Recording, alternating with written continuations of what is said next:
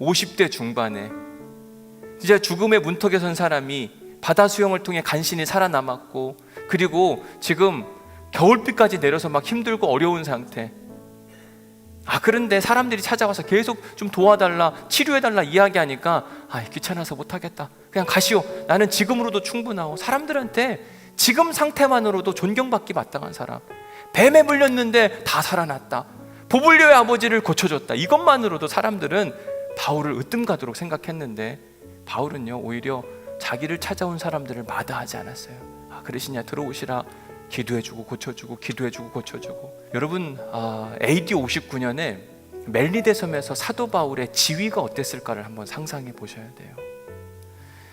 분명 그가 멜리데 섬에 도착했을 때에는 미결수 신분의 50대 중반의 나이에 아무 보잘것없는 연약한 그런 사람이었습니다.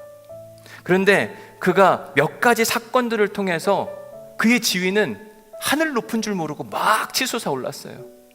상상해 보건대 멜리데 섬에서 사도 바울의 지위, AD 59년의 사도 바울의 지위는요, 보블리오 다음가는 2인자 정도가 되지 않았을까. 멜리데 섬에서 바울의 위치는 VVIP 같아요. Very very important person. 아주 중요하고 또 중요한 사람. 이런 상황에서 사도 바울이 멜리데 섬을 떠나고 싶었을까? 여러분들이 만약 사도 바울이라면 멜리데 섬에서 VVIP 대접을 받고 있었어요. 그런데 그 섬을 떠나고 싶었을까요? 안 떠나고 싶었을까요? 모든 사람들이 그를 사랑했고 응원했고 지지했고, 그런데 거기를 떠나서 다른 데 간다, 이게 생각보다 쉬운 일이 아니에요.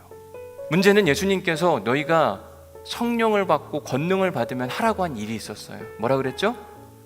땅끝까지 이르러 내 증인이 되라고 이야기를 했습니다. 그런데 성령 받은 초대교회 성도들이 땅끝까지 가고 싶은 마음이 없는 겁니다. 왜냐하면 예루살렘에서도 이 복음을 증거하면 막 3,000명씩 구름대같이 회개하고 몰려드는데, 그 사람들이 와서 하는 이야기가 뭐냐면, 선생님 덕분에 내가 구원을 받았습니다. 하나님 나라 백성이 되었습니다. 선생님이 최고입니다. 뭘 해드릴까요? 이런 이야기 들으니까 거의 VVIP 대접 받는 겁니다. 싫은 사람이 어디 있어요? 이걸 포기하고 갈 사람이 어디 있겠냐고 이야기를 하는 거죠. 포기하고 싶지 않은 거예요. 여기가 좋사오니 나는 예루살렘 밖을 벗어나고 싶지 않고 계속 여기에 머무르겠다.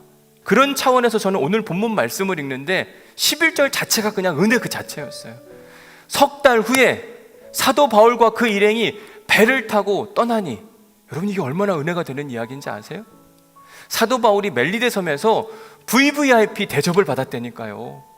모든 사람들이 그를 응원했고 지지했고 보블리오 다음 갈 정도의 영예와 기쁨과 은혜를 누리던 사람이 사도 바울이었습니다. 그런데 그가 그 모든 부귀영화를 다 뒤로 하고 로마행 배를 탄다는 건 이게 쉬운 일이 아니었어요.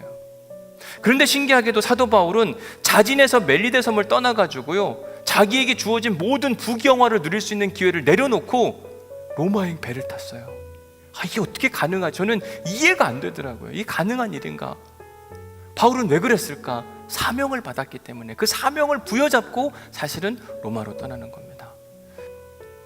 하나님의 사람 사도 바울은 본말 전도의 신앙생활이 아니라 하나님이 이끄시는 대로, 네가 VVIP 섬김을 받고 있는 이 멜리데 섬을 포기하고 로마행 선택해라. 아니요, 하나님 조금 이따 가고 싶어. 여기가 좋은데 자꾸 어디를 가라고 이야기합니까? 지금까지 고생했으면 그냥 이대로 두세요 좀 라고 할 수 있었지만, 바울은 석 달 후에 떠나니, 다른 무엇이 아니라 그는 하나님께 이끌림 받는 삶을 살았기 때문에 가능한 겁니다. 여러분, 성경은 눈으로 읽는 것이 아니라 성경대로 내 몸이 이끌림 받는 것을 신앙생활이라고 이야기합니다. 그게 하나님이 우리에게 요구하시는 바예요.